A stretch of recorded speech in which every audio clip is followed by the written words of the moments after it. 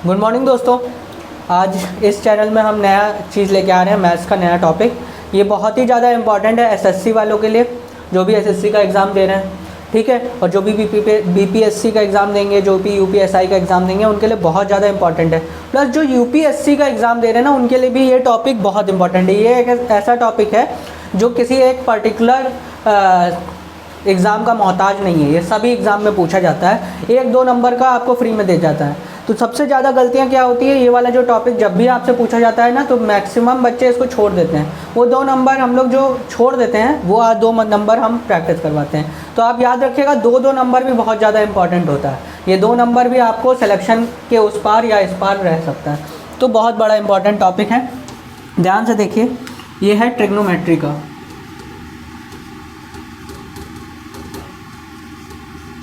Trigonometry, ठीक है।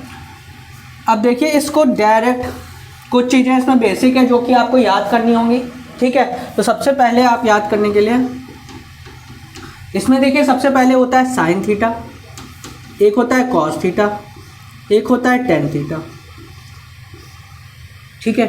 Sine theta, cos theta, tan theta, ठीक है। ये 3 चीज़ यहाँ पे याद करना है। साइन का उल्टा जो होता है वो होता है कॉसेक, कॉस का उल्टा होता है सेक, और टेन का उल्टा होता है कॉट, ठीक है। तो जब भी राइट एंगल ट्रायंगल होगा, राइट एंगल ट्रायंगल का मतलब है जो 90 डिग्री का कोण बना है। ये देखिए, 90 डिग्री का कोण बनने वाला जो ट्रायंगल होता है उसको हम कहते हैं राइट एंगल ट्रायंगल, जिसमें ये जो होता है, ये होता है परपेंडिकुलर, ये होता है बेस, ये होता है हाइपोटेन्यूस, ठीक है। जो हिंदी वाले बच्चे हैं उनके लिए मैं बताना चाहता हूँ कि ये जो परपेंडिकुलर है, ये जो परपेंडिकुलर है, इसको बोलते हैं लंब, इसको बोलते हैं आधार, और इसको बोलते हैं कर्ण, ठीक है। तो लंब, आधार और कर्ण हिंदी मीडियम वाले बच्चों के लिए ये है। जो इंग्लिश मीडियम में है वो परपेंडिकुलर, बेस, हाइपोटेन्यूस। हमको इससे कोई मतलब नहीं, PBH याद रखिएगा। ये परपेंडिकुलर है, ये बेस है, ये हाइपोटेन्यूस है। तो क्या है, बस इसको याद करने का एकदम सिंपल है, पंडित बद्री प्रसाद, इसके अपॉन में आ जाएगा हर भोले, ठीक है।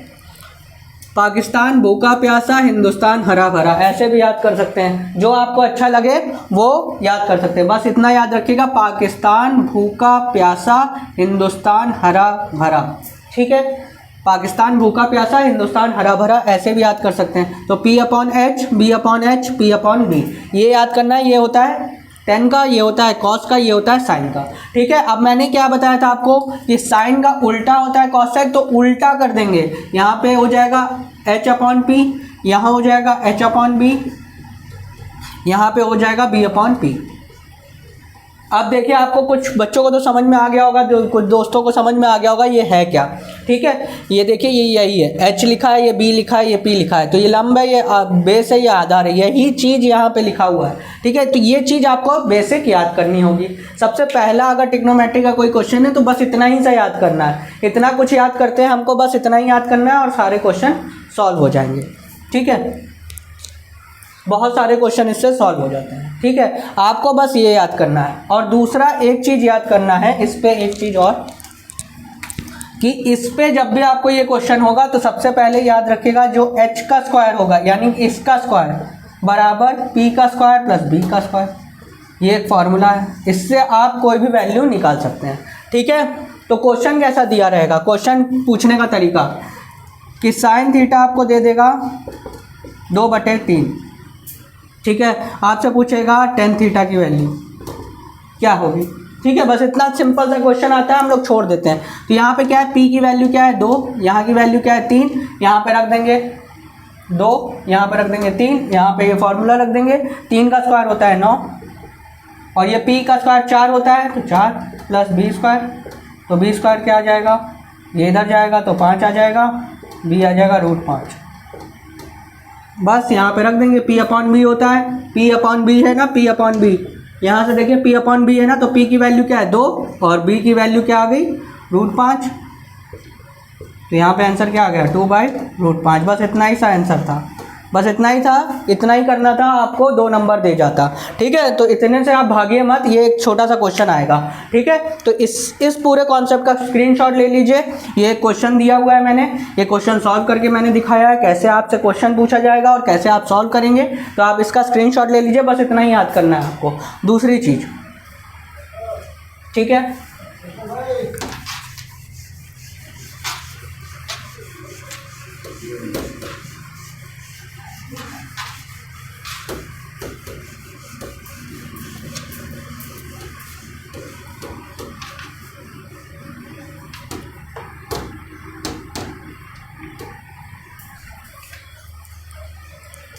अब देखिए एक और चीज़ मैं आपको शॉर्टकट ट्रिक देता हूँ। ठीक है, इस चैप्टर का शॉर्ट ट्रिक,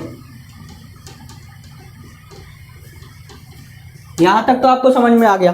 ठीक है, शॉर्ट ट्रिक याद रखिएगा, कभी कभार क्वेश्चन आ जाता है इतना सिंपल और हम लोग ये लगाने लगते हैं। ठीक है, ये हर जगह लगेगा, ये हर जगह लगेगा। बस यहाँ कुछ चीज़ें शॉर्ट ट्रिक दे रहा हूँ।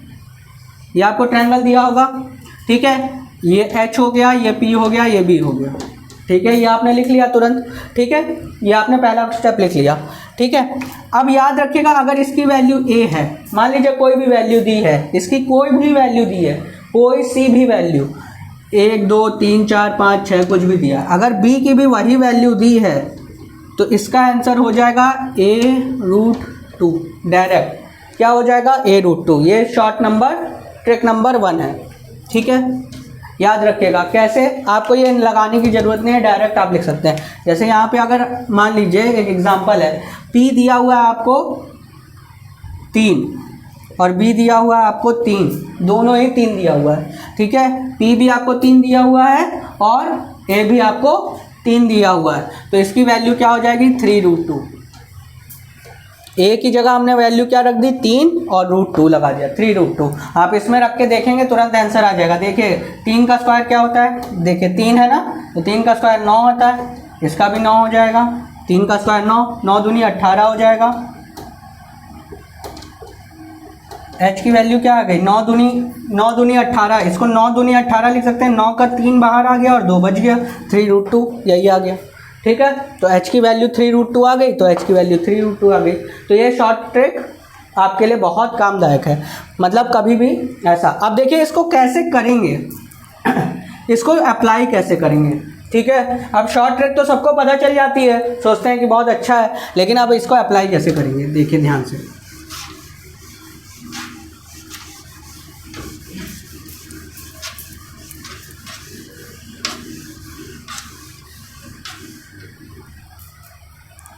देखिए क्वेश्चन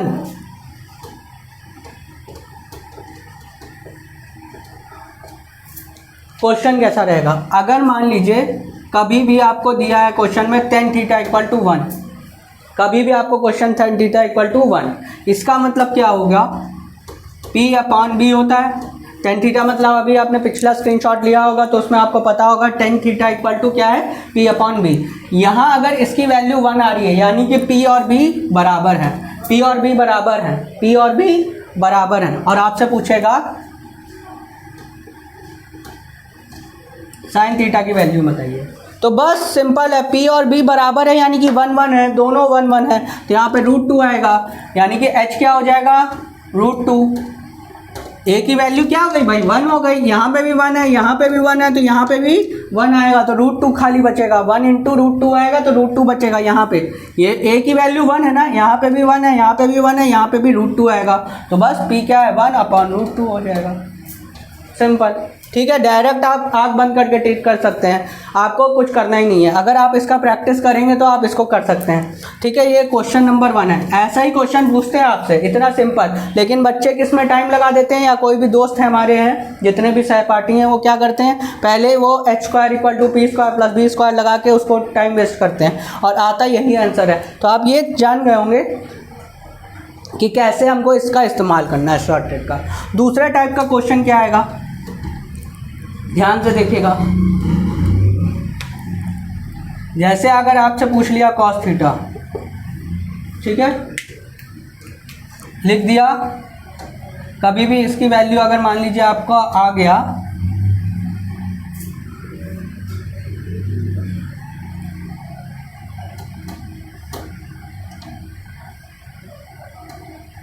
मान लीजिए कभी लिख दिया आपका 5 बाई,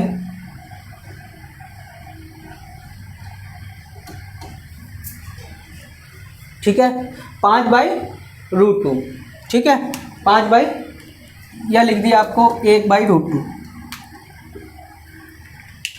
अभी एक छोटा सा क्वेश्चन ले लीजिए कि अगर मान लीजिए cos थीटा 1/√2 दे दिया, ठीक है, तो अब ध्यान से देखिए क्या हुआ होगा कि इधर पे वैल्यू आ रही है √2 ना, यहाँ पे होता क्या है, b/h लिख देंगे तुरंत। h की वैल्यू क्या आ रही है, √2 के फॉर्म में आ रही है, √2 के फॉर्म में आ रही है। ध्यान से देखिएगा, √2 के फॉर्म में, जब भी h की वैल्यू √2 के फॉर्म में आए, तो √2 के जब भी फॉर्म में आए, ध्यान से देखिएगा, यहाँ पे अगर आपको कुछ भी लिखा हो, कुछ भी, ठीक है, आप यहाँ पे देखेंगे √2 कभी भी नीचे अगर √2 दिख जाए तो यहाँ पे बस एक बार ध्यान से देखिए इसको, नीचे h है, यहाँ √2 लिखा है, यहाँ √2 है, यहाँ आगे क्या है, ये होना चाहिए था, a के आगे क्या है, यहाँ पे 1 है, तो यानी कि इसकी भी वैल्यू क्या होगी, 1 होगी, यहाँ की वैल्यू क्या होगी, 1 होगी।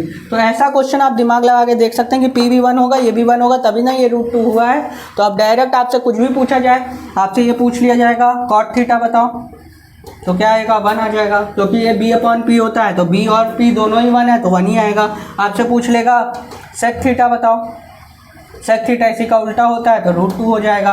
आपसे sin थीटा पूछ लेगा, तो आप बोलेंगे 1/√2, क्योंकि p और b बराबर है, ठीक है। तो आपसे ऐसा कुछ भी क्वेश्चन पूछेगा तो आप तुरंत कर लेंगे, ठीक है, कोई भी क्वेश्चन पूछेगा आप कर लेंगे। तो ये आपको समझ में आ गया होगा कि कहाँ पे अप्लाई करना है। ये साइन थीटा ऐसा दिया होगा तो भी आप कर लेंगे, ये दिया होगा तो ऐसे ही कर लेंगे, ठीक है।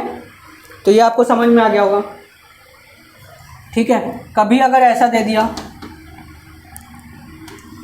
यहाँ पे 5 दे दिया, यहाँ पे 5 दे दिया, ठीक है, तो आप यहाँ देख लीजिए, ये 5√2 है ना, यहाँ पे रख के देख लीजिए, बस √2 आएगा तो रख के देख लीजिए, 5√2, यानी कि a भी 5 है, ये भी 5 है, तो ये एक तो 5 है तो दूसरा भी 5 है, तो यहाँ पे जहाँ पे भी आपका 1 1 है वहाँ पे 5 5 आ जाएगा, तो सिंपल ये हो जाएगा, ठीक है। तब आपका क्या आंसर होगा, cot थीटा क्या हो जाएगा, अब ये दोनों 5 5 है, तो 5 से 5 कट जाएगा, तो बचेगा क्या, 1। अब sec थीटा पूछा है तो इसका उल्टा हो जाएगा, 5√2 डिवाइड बाई 5। अब sin थीटा पूछा है तो यही हो जाएगा 5/5√2, ठीक है। तो ये एक शॉर्ट ट्रिक है, शॉर्ट ट्रिक आपके लिए बहुत मददगार है, ठीक है।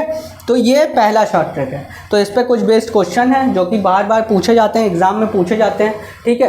तो आज के लिए बस इतना रखते हैं, अगले लेक्चर में आपको दूसरा चीज़ सिखाऊंगा, इसी के आगे कंटिन्यू करूंगा। ट्रिग्नोमेट्री का पार्ट 2 आएगा कल, और पार्ट 3 आएगा, पार्ट 4 आएगा, पार्ट 5 में मैं ख़त्म कर दूंगा ट्रिग्नोमेट्री पूरा का पूरा। एग्ज़ाम आपका अचूक रहेगा, कोई भी क्वेश्चन आपसे मिस नहीं होगा। धीरे धीरे पढ़ेंगे, अच्छे से पढ़ेंगे, और सेफ रहिए। कोरोना चल रहा है तो अपना ख्याल रखिए और हमारे चैनल को सब्सक्राइब करिए। धन्यवाद।